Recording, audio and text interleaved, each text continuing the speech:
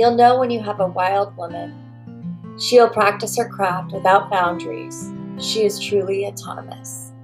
Her loyalty is only to the family she serves, a midwife who will not allow herself to be held back by a system she didn't create. This podcast is for the birth keepers who want to grow and change. We are open to learning through self-reflection and supportive community. We are creating this space to explore without judgment. We are remembering we were Born wild.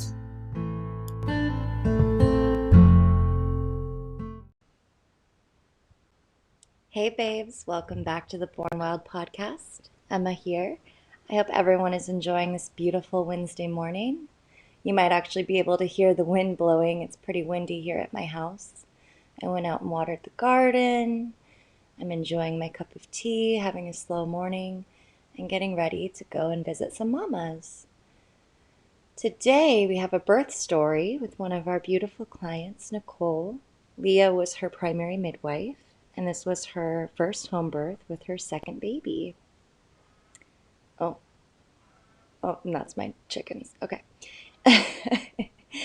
Anyway, I hope that you enjoy this episode. We get to hear about sweet baby Gemma's introduction to the world.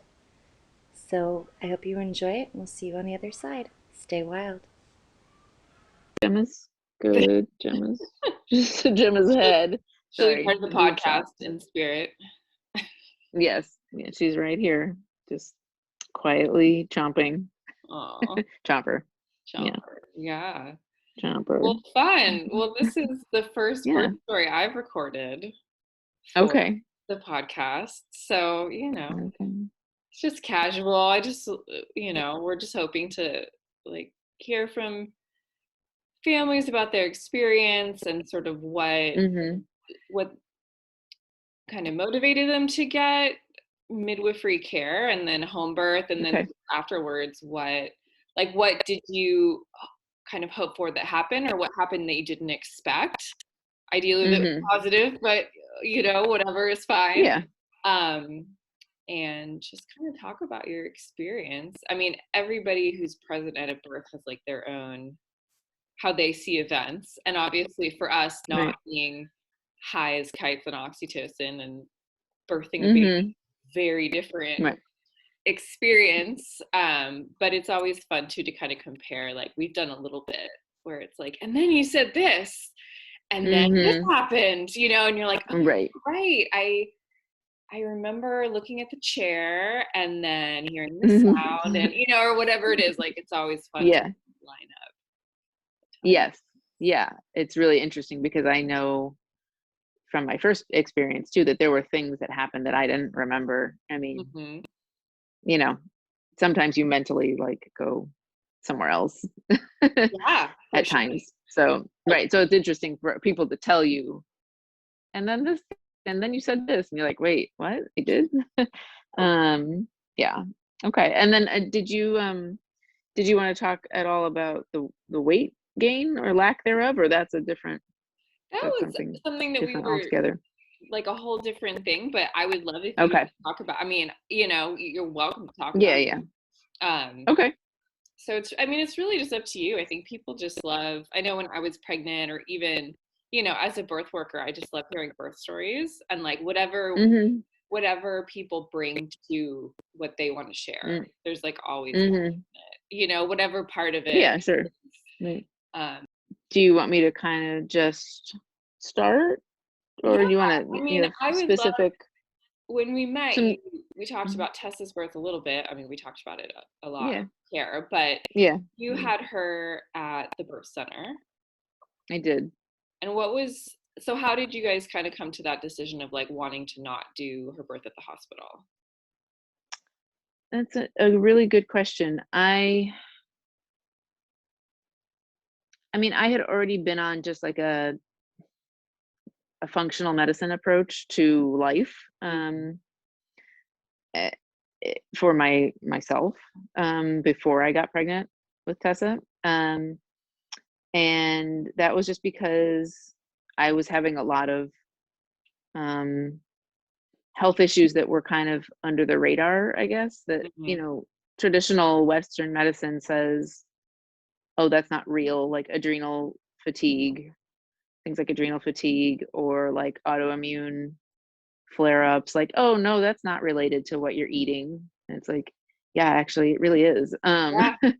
And right. And just doctors not acknowledging the interconnectedness of everything. That was my experience just in my own body for the past 10 years basically. And so I started to come to everything with that filter of not fully, not that I don't fully trust Western medicine, I just know that it doesn't cover it doesn't encapsulate the whole picture of humankind. It's not the end all be all solution. So and then I think I started reading more about as I once I got pregnant the first time, I was like reading about the cascade of interventions, and if I have three of my closest friends became moms before me, and they all had natural births, not necessarily birth center or even not home births at all. Nobody else has had a home birth, but they all came to birth with a natural approach, and none of them had any drug. They're all drug free. Like, even though they were in the hospital, they did drug free birth, and they recommend one of what's that? It's not easy to do an unmedicated birth in the hospital. Right. Yeah. I mean, it's not totally in your control. It's like you might go in with the best of intentions, but yeah, luckily for them, I think for each of their birth experiences, it all turned out fine. Right. Well, great. Somehow. good for them. But one of them recommended to me, I think she told me about Ina May Gaskin's, I don't remember which one it is. It's not spiritual midwifery, but it's the other, like, Guide to Childbirth. Natural Childbirth. Guide to Child. Yeah, that one. And I was like, okay, when I get pregnant, I'm gonna read that. And I did, and I was like, wow, like so much of what she's saying makes so much sense. Like the sphincter law, and just like you're in an uncomfortable place. You're in a foreign setting. People you've never met before are there tending to you, and you just don't feel comfortable. And so with all of that in mind, I just was like, I could see how this can go sideways quickly in the hospital, and I don't even want to put myself in that setting. And so I searched out other options and found the Marin Family Birth Center, which was open then in 2017 when I got pregnant. And I went there early. I went there like 9 weeks pregnant, and I met Kiki, and we just had a really good feeling right from the beginning. And we were like, yeah, this is aligned with our philosophy and our values. And I'm sure it's not going to be easy. And I certainly went into it with some naivete, I would say, of like not knowing really what kind of pain we're dealing with here. Right. And I have a high pain tolerance, and Kiki told me that afterwards. She was like, I think you just have a really high pain tolerance. And I was like, yeah, I think that's true. And I didn't know what I was getting into though. But I did it. And then for our second time around, I knew, having that experience under my belt, I knew that I could do it. Just having more confidence, like, okay, clear eyes, like I know what I'm getting into this time. Yeah. But how long was Tessa's birth? Tessa's labor was 28 hours from when I first started feeling contractions to when she was born. There was definitely stalling and bad positioning, and I mean, I wouldn't even say stalling though. It was just just very slow progress. Yeah. Of dilating and then fully being dilated, but still like her not dropping down. And so, we just worked with what we had. But yeah, I definitely went, speaking of going other places mentally, there was like a 2 or 3 hour span where I just was like, I can't do it anymore. But I held on somehow and got it done. And so, just yeah, just had to get through it at that point. They really make you work for them. The first labor, yeah, it's quite a feat. It's really something. Yeah, it's impossible to explain. And part of it is that it's different for everyone, but it's like impossible to explain to someone what the intensity of labor is going to be like. Just the like naivete. It's like you have to have that, I think, otherwise do it. Otherwise you wouldn't do it, right? Yeah. And then they always say that you forget, or maybe that's part of the reason why you kind of like mentally check out, is so that you can forget, so that you'll do it again. And then 99% of the time, the second birth is sort of like Gemma's, which we talked about. But yeah, and that's what I was counting on. But I also didn't want to get too like, it's going to be so much easier. I didn't want to be like 100% certain that was how it was going to be, because it's like, I really don't know. So anyways, yes. Just knowing that a natural approach was going to be better for me physically, is going to be better for my recovery, it was going to be better for my baby. Those were all the things that motivated me. And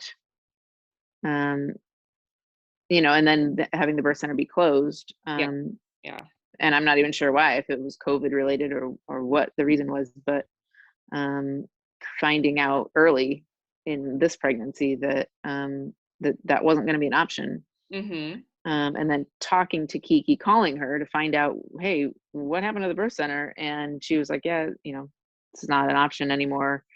And having her tell me, though, like, she was like, why don't you consider home birth?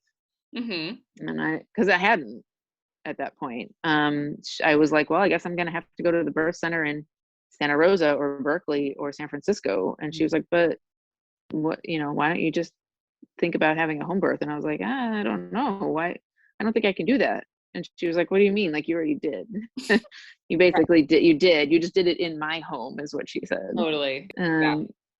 And I was like, oh. She said, the midwife who takes care of you is going to have all the same stuff that I had at the birth center. They're going to bring everything the same, resuscitation, emergency equipment, all the same tools. She's going to bring it all to your house. So, what's the difference? And I was like, I guess there is no difference. And then I was like, okay, I'm on board. That's a common thing that I've seen happen, especially when I worked at birth centers in the past, is that people don't realize that it is really just a home birth at someone else's house. And so you don't have to like worry about mess, I guess. But but we take there was no mess. At least Sophia. Yeah, there was no mess. The big gym, Sophia was cleaning. But it's a lot of people who have birth center deliveries end up having home births with their next, if they have them. So yeah, it absolutely makes sense. Your comfort level is just adjusted for like experience that you already have under your belt. I could do this. So that was why home birth, I guess. And then we met, and that was really sweet. I love Kiki. She has a birth center now. I don't know if it's a birth center or just a practice in Oakland. I know that she has an office there. Right. Birthland, is what it's called. And my understanding is that she doesn't deliver anybody in the office. Like it's still a home birth practice, but she has the office to just do her appointments and stuff. Okay, cool. That's my understanding of it. Awesome. So prenatally, what are some things that came up for you? Like, how did you find preparing for having your baby at home different than at the birth center?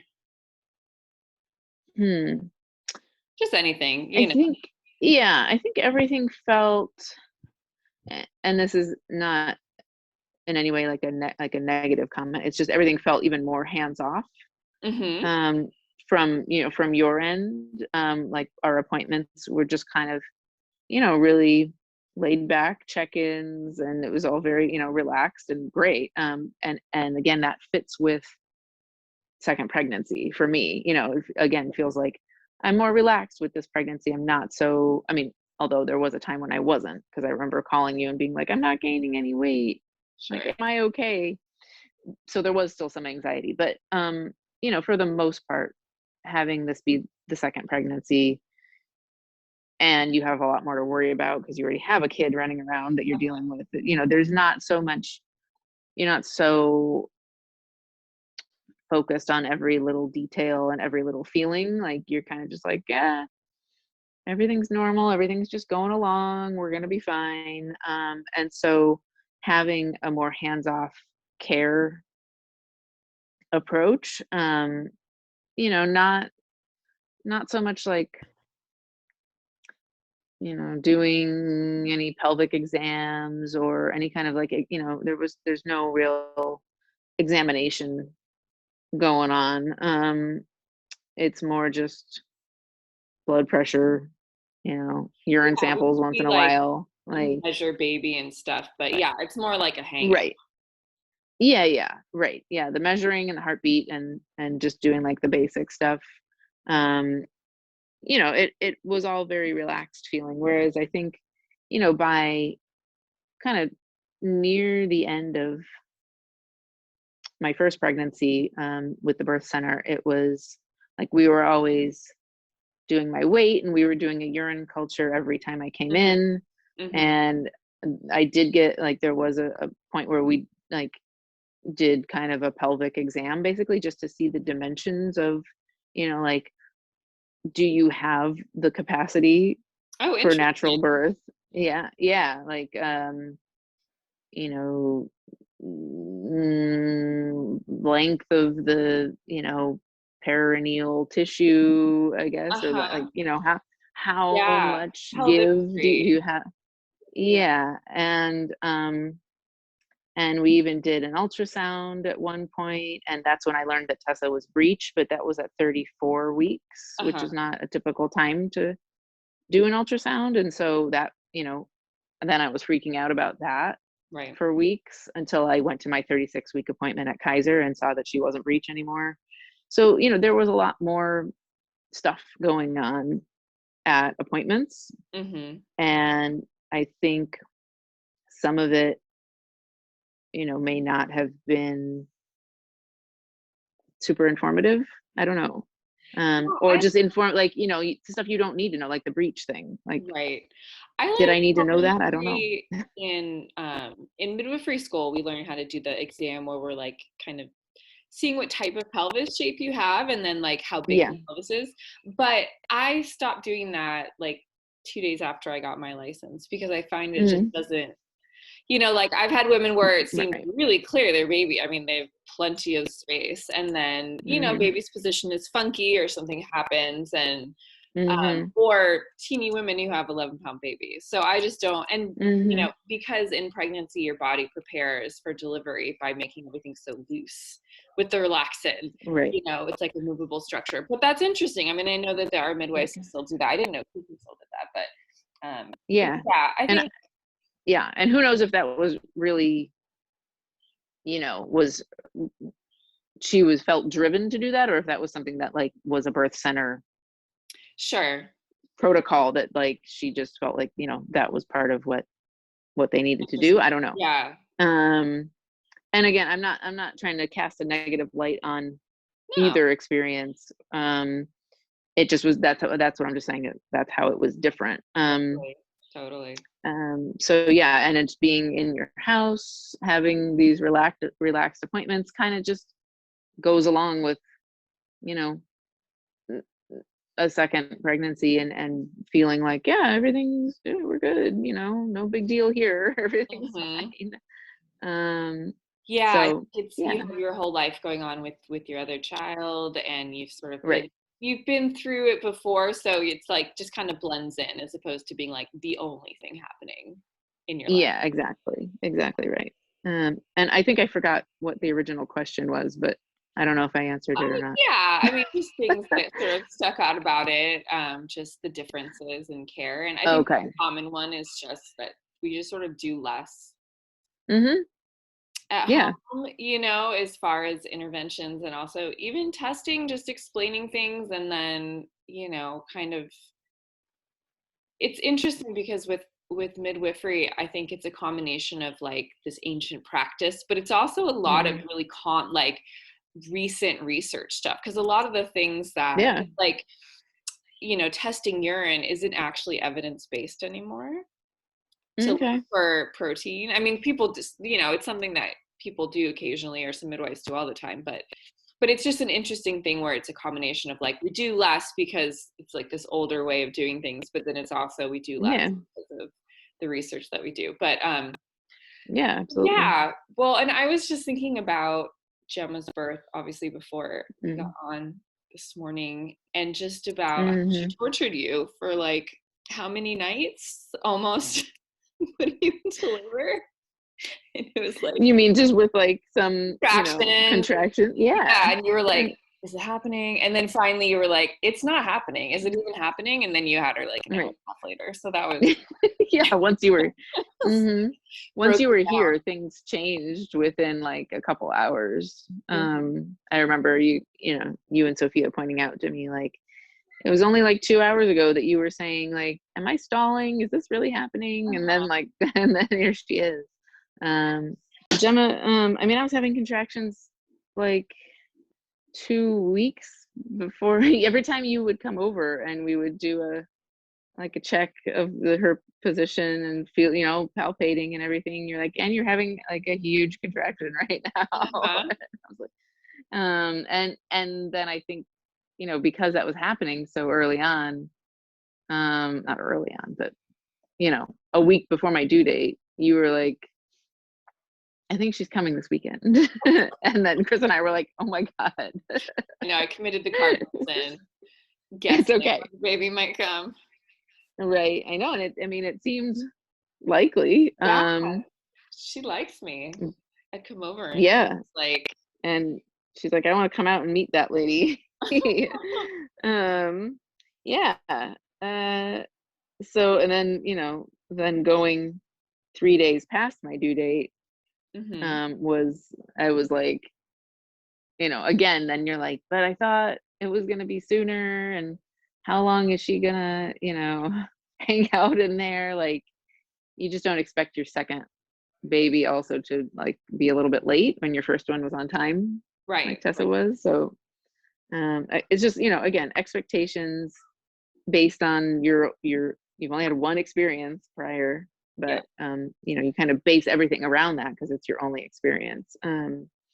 So yeah, I don't know, it was interesting. And yeah, everything was just feeling really like loose and lots of pressure all the time. And then yeah, those contractions and stuff, which I wasn't even really paying much attention to, but they started to get more real like a few days before my due date, I think, to the point where they were like, oh yeah, I'm noticing this now, and it's not so practicey anymore. It's feeling a little bit more like slight uncomfortable, you know, slightly uncomfortable. I remember you were like up at night a few days, like a few nights, just for a couple hours, but they were strong enough that you were like, okay, I'm not sleeping. What was because you had her in the like, you know, late morning. What was the night like? What was the night before like? Because that was when you sort of. When did you really know? Because you let me know, but then you were like, I don't know if this is really it. But when did you feel like you knew it was really time? Yeah, I felt like, that evening beforehand, around like 8:30, 9:30, I started having, you know, more not consistent contractions, but there were always, something was always going on. It just wasn't like there weren't consistent timing on the contractions, but there were always like some contractions happening. And I was like, I think this is probably going to happen tomorrow. But it wasn't so bad yet. I definitely wasn't like, I was like talking through the contractions and stuff. It wasn't like any real labor. It was early labor. Remember, and pain tolerance. Yes, that's true. But then, I went to bed and I was like, I need to try to get some sleep because I know that I know it's coming. Yeah. And so I went to bed at like 10:30. I was able to fall asleep until 12:30. And then the contractions started waking me up to the point where I was like, I can't get any sleep really in between anymore. But they were still pretty inconsistent. Like they were 6 minutes apart and then they were 12 minutes apart and, lasting for 30 seconds and then lasting for like a minute and a half. And it was just kind of all over the place up until 5:30 in the morning when I think that's when I called you because I had been timing everything myself. That was another difference this time was that last time I made Chris stay up with me throughout the whole thing, which obviously again, it was much longer and I made him like time everything and and then this time we had already agreed kind of ahead of time. We were like, what is the point of that? Like, right. You don't even need to time every single contraction. You just kind of want to get a ballpark of where you're at. Totally. And what's the point of like both of us being awake, unless I physically like can't pick up my phone or something, like why would I wake you up every time I had a contraction? So I just let Chris sleep and I would grab my phone myself every time I had a contraction. I was timing it with an app. I didn't even download the app until like that night before when I was second baby. And I was like, I think I'm starting to have contractions. I should probably get something here on my phone to like keep track of this.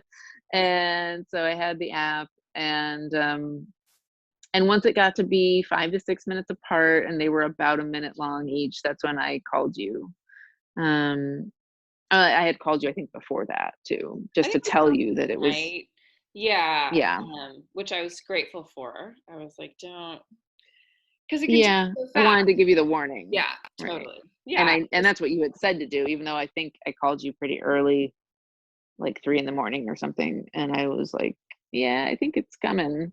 And you're like, okay, well, when it gets more consistent, let me know. And that's when at 5:30 in the morning, that's when I was like, okay, I think it's time to let her know. Yeah. And you said you would be over in an hour, which you were. And then it was less than 3 hours after that she was born. So you got here like 6:45, 7 in the morning. And she was born at 9:30. So perfect timing. Yay. So glad it didn't go on longer. Sophia got there like a little bit after I did, I think, but it was around the same time. I can't remember. Yeah, she was only maybe 30 or 45 minutes behind you, I think.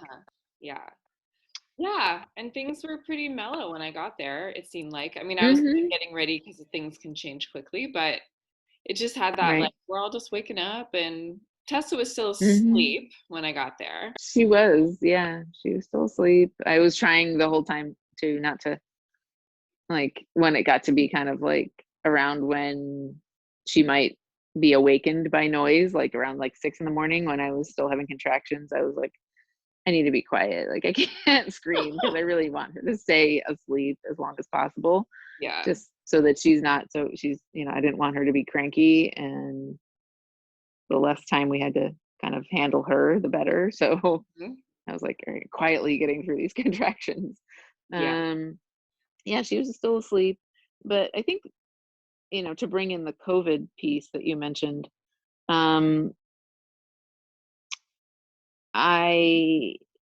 not knowing, like not feeling necessarily like fully comfortable with having other people here in our house, even just like family members, because they were going to have to travel to get here. Like my mom was going to have to get on a plane, or anybody else who was going to come help us out was going to have to take a plane to get here or stay in a hotel or something. And there was like, that piece of the puzzle that was like, do we really want that around?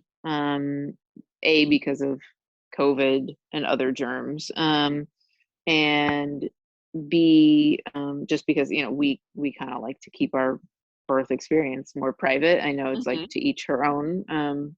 But yeah, for us, we kind of like having, you know, really not anybody else around. And the first time was the same way. So, but yeah, like having that added layer of, you know, fear, I guess, of like, if we need help, we're gonna have to bring in, you know, some family members who are gonna have to travel, and like, how do we feel about that? And then not feeling like we really had any options for Tessa. And same thing, you know, even with local people, if we had friends, like if Tessa needed to be watched by somebody, if, you know, if Chris really needed to be present with the birth the whole time and he wasn't able to monitor Tessa, or if we had to transfer to the hospital, we were like, what are we going to do? Are we going to bring in somebody that we haven't had any exposure to for a long time and just hope that they've been careful, and do they feel comfortable? And, you know, luckily we didn't have to so consider many that.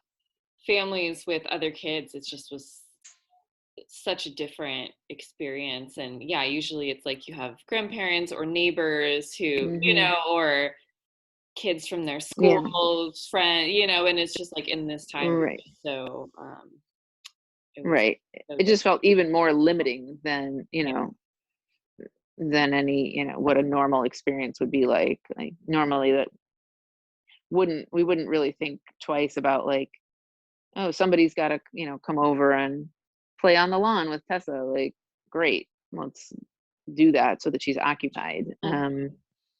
And then it, you know, it just added a layer of like, what is the contingency plan? Or even if we have to transfer, who comes with me? Does Chris stay with Tessa and Leah comes with me? Or because what if only one person's allowed at the hospital? Which is so, wow. Yeah, well, and it's just, again, part of that, like, birth bringing back to the family is like, how do you just deal with things as a family? You know, like, what are the dynamics? Does the other parent play with the older child? Is the other midwife, you know, like Sophia ended up doing what the assistant does it a lot of, which was honestly fantastic. Yes. Because usually, I mean, honestly, if birth just unfolds, we're not even really needed very much. I mean, we're there for support and in case, right? But very, very often, if we're needed at all, it's only one of us. So the other midwife ends up like watching Shrek or having a tea party, putting the diaper back to sleep. That was so cute. Yes. Like, that was her way of helping, was carrying around the Pampers. And then she wanted to. Yes, she was ready. She's like, I'm going to go touch the bassinet, right? Or the bed. Yeah, the bassinet. Yeah. She just, I mean, she knows that all of these things that we're using were hers too. So I think there's like that element of, oh, I'm seeing this thing that was mine, you know, like it's out of the archives, back in use. Like her active participation. It's like, here, I'm giving this to you. Here you go. Right. Yeah, it was right. Really I think if Hi.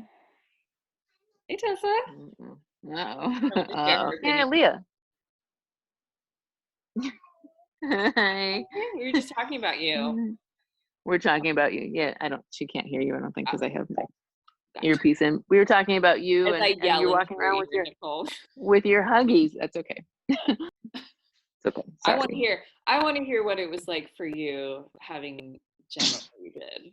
I mean, so we were there, we set up, you know, it kind of felt like there was like not a lull, but like a little bit of time where like we had landed, everything was set up, Tessa was awake, right. was like kind of settled into her thing. And then I think that was the time when you were like, is this really happening?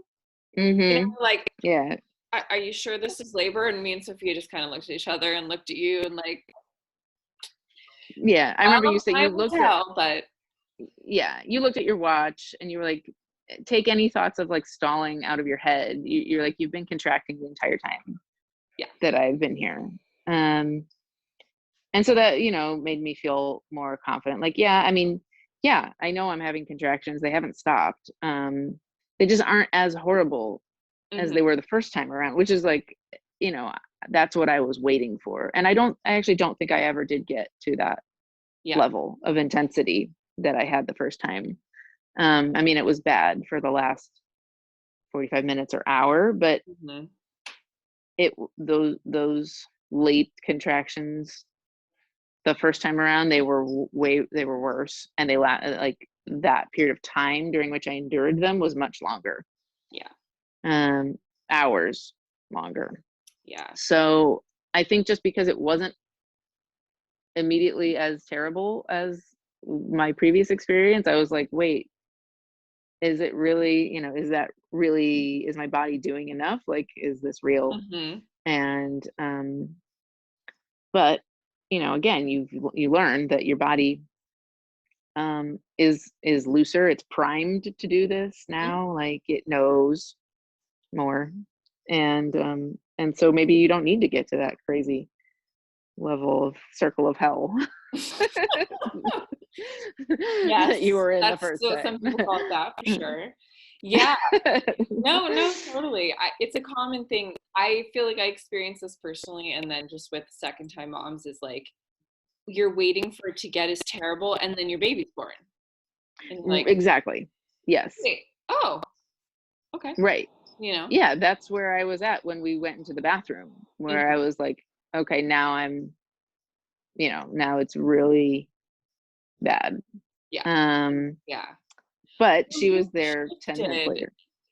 After that, almost like immediately after you said that, and I think Tessa sort of really went off into doing her own thing with like shit breakfast, and then she was with Chris outside. Went outside. And then you just sort of stopped, like you stopped asking questions, and you sort of like, you just got into a routine of like, you were sitting between and then standing up, and it was like, you just sort of checked out. It felt like you left the room. You're like, cool, everything's settled. I know I'm in labor. Tessa's taken care of.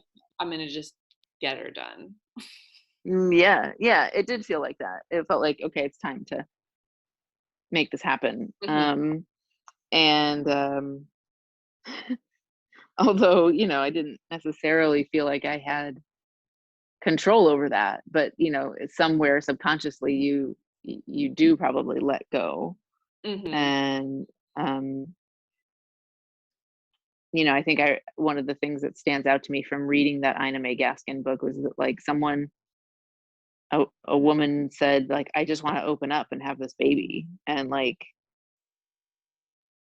the midwives were checking her dilation at that point, and like her cervix actually opened farther as she like verbalized that, like, I just want to open and have this baby. And so I think, you know, although I didn't say that, I just kind of remember having that feeling of like, it's time to be done.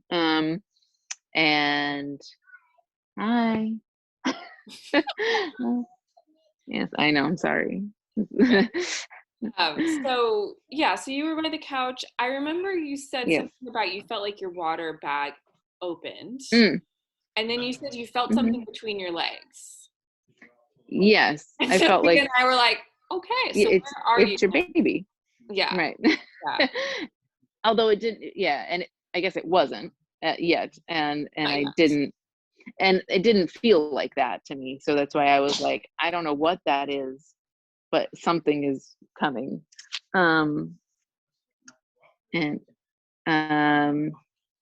So we later found out that was the bag of waters, right? Because that was like that hadn't happened to me before. Like the bag, right? Birthing the bag. So you had like the front part of the bag first, almost, and then it's almost like the size of a baby's head. You know, it's as much. It just felt more. It felt more like gelatinous, which is why I was like, you know, I don't think that's the baby. And so that was different, I guess. And then that's when, you know, when we went and like I was sitting on the toilet, and it was like hang on. sorry, I'm gonna put you down here for a second. It was like,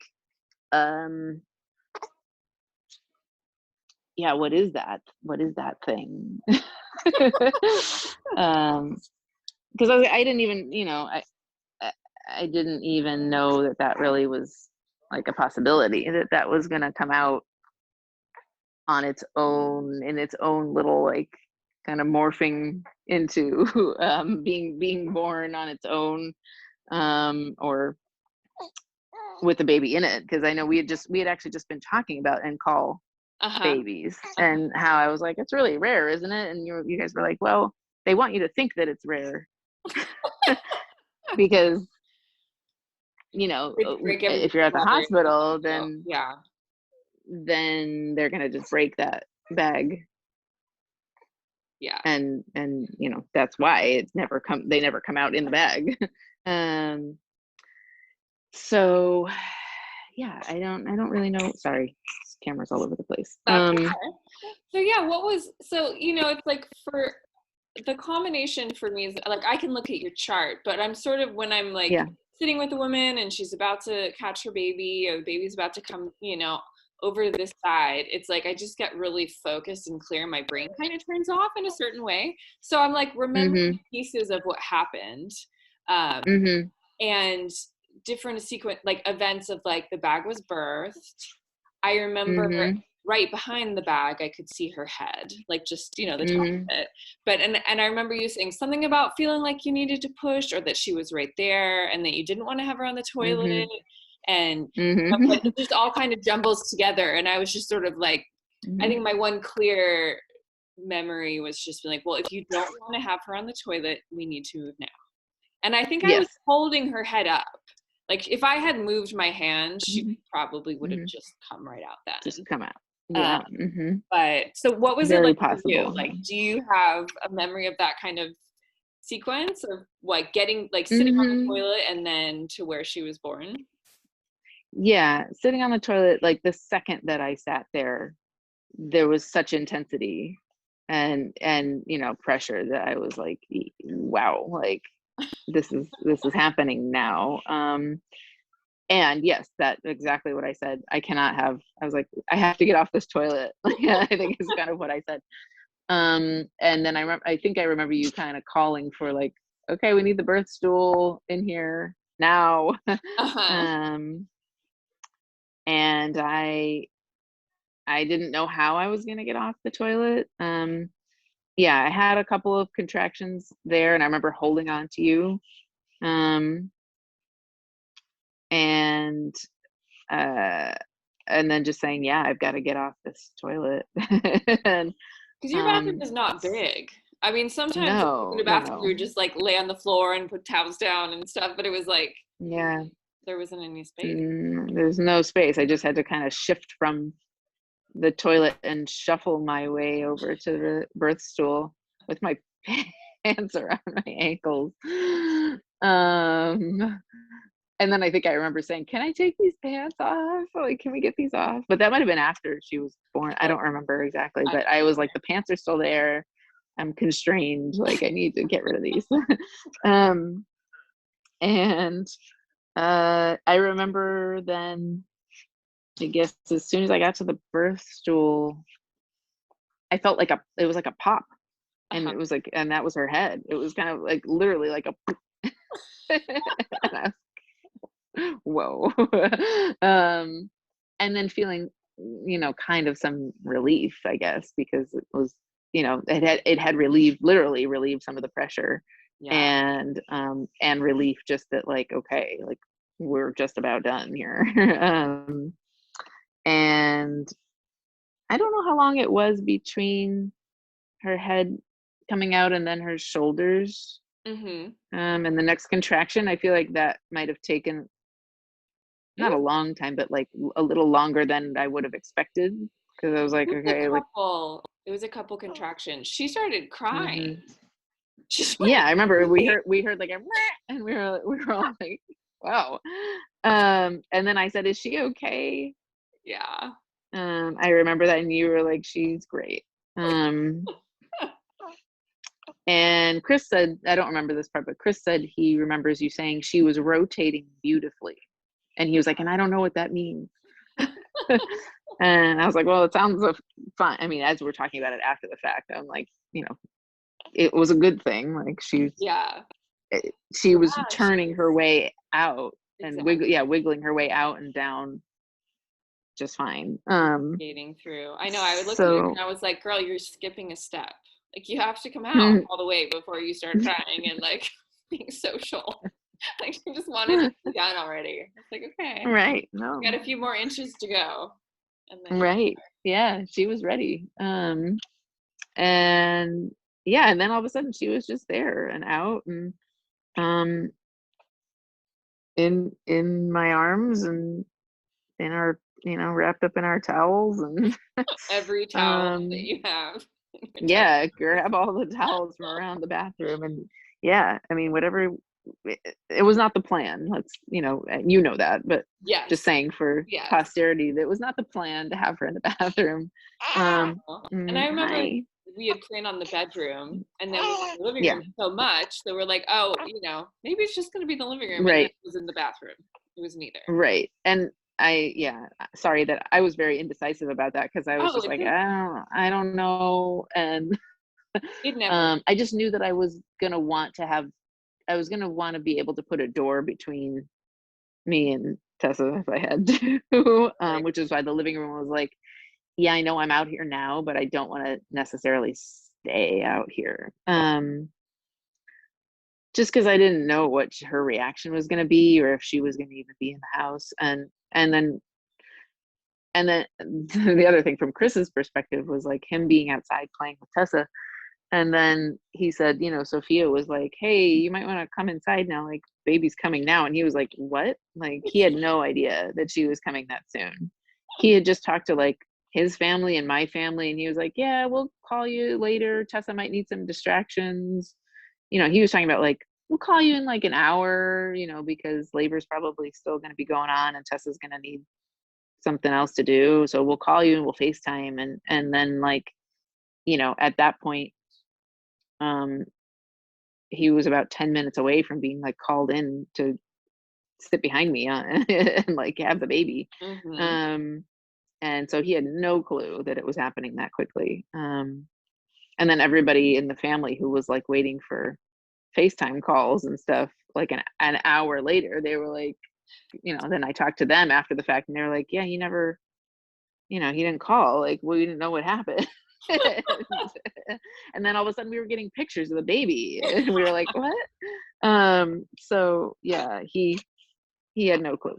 Well, and it happened, we just follow you around where you want to have to be. But it was funny that it was like none of the places that we had anticipated, but no, it wasn't. They come where they right. I mean, and it was fine. It was best. It was good for cleaning up. Bathrooms easy to clean up, and yeah. And then the thing that I wasn't prepared for was how long it took the placenta to come out.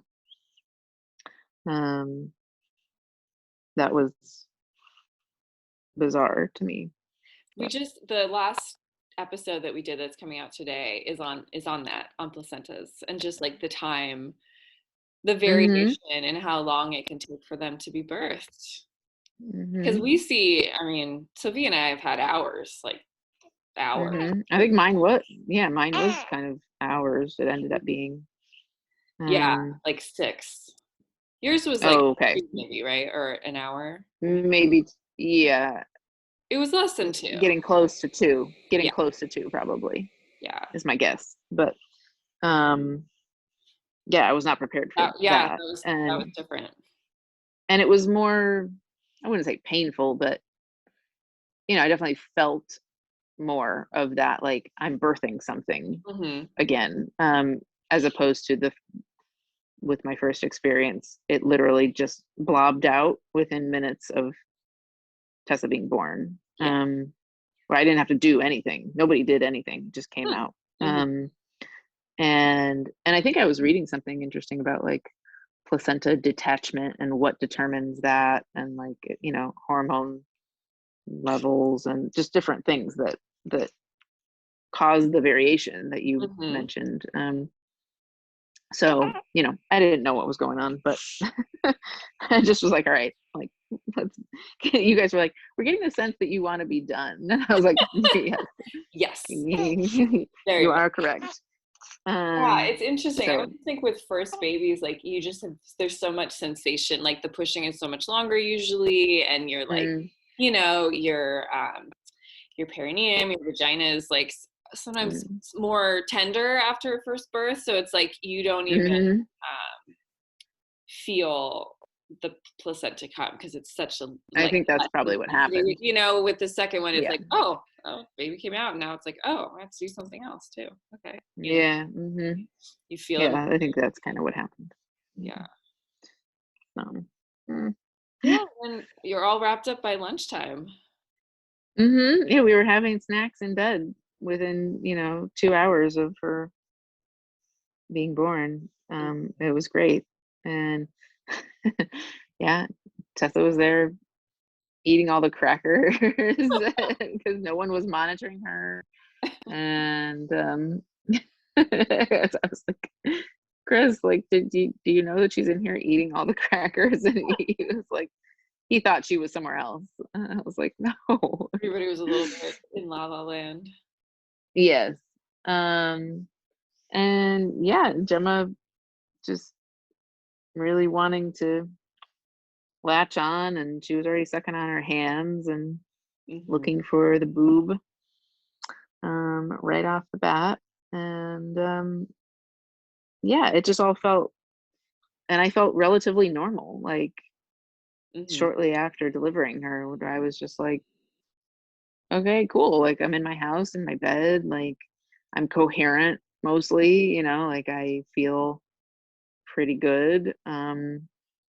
Just so different from how I felt the first time. Yeah, it's wild. It's definitely super different experience, and just that feeling of like, oh, nothing really, I mean, something huge changed, and then also nothing. Like we're still in the bed we woke up in, and we're still this and we're still this family, or just bigger, and and all that. Yeah, it felt, I mean, I was a great birth. I obviously wasn't having a baby, so it was a different physical experience for me, but it just felt like a really straightforward, really fun birth. I love that. I like the excitement of almost the baby on the toilet.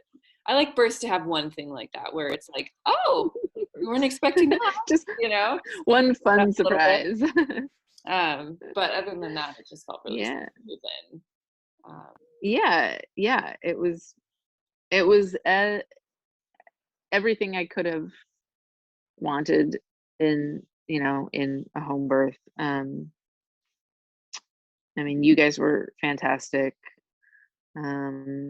Sophia, just, you know, keeping Tessa happy was like, you know, again, I didn't feel like I didn't want to anticipate that was going to be someone's role other than Chris, but like, you know, the fact that you said that's actually, you know, that kind of is okay, because I was like, that's not their job.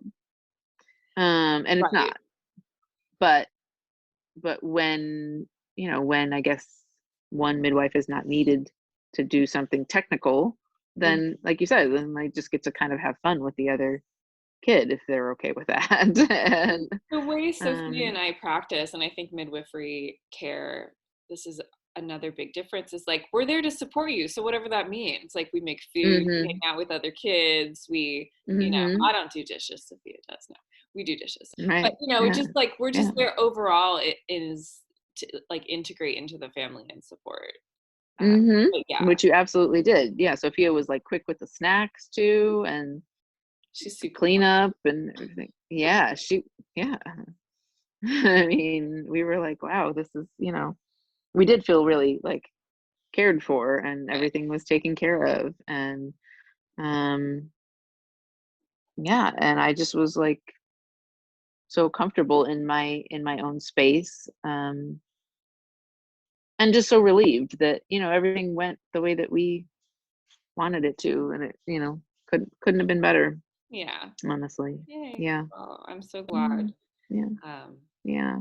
That's how it went for you. And I know we have our last visit coming up, which makes me very sad, but we'll just have to hang out outside of that.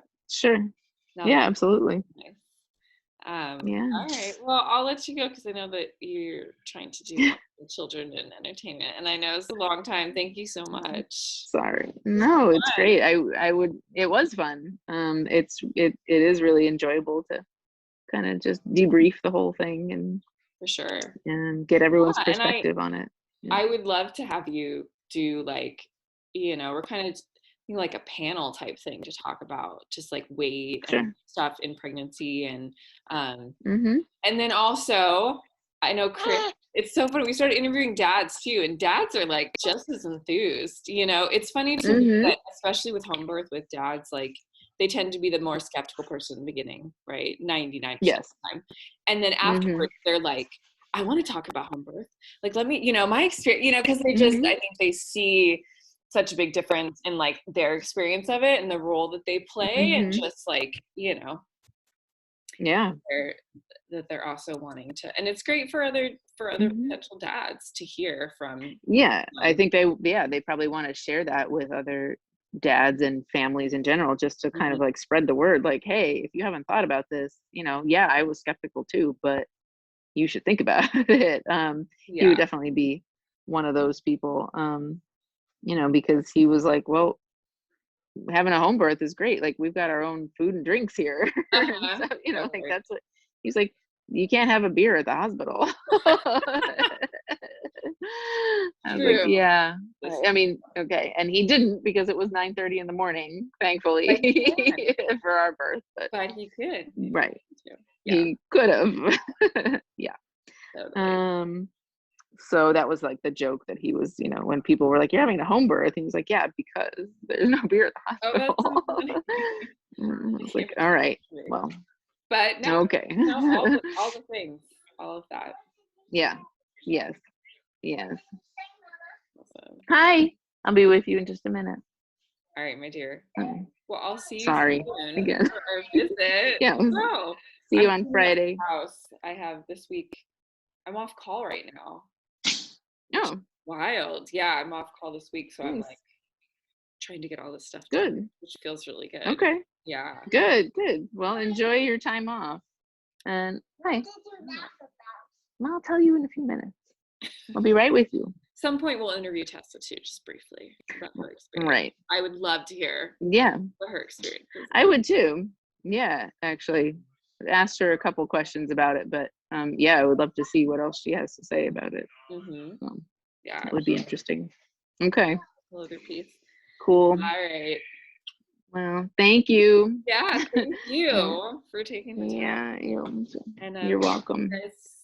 Soon. See you on Friday. Yeah. On Friday. All right. Bye. Okay. Sounds good. Okay. Bye, Leah.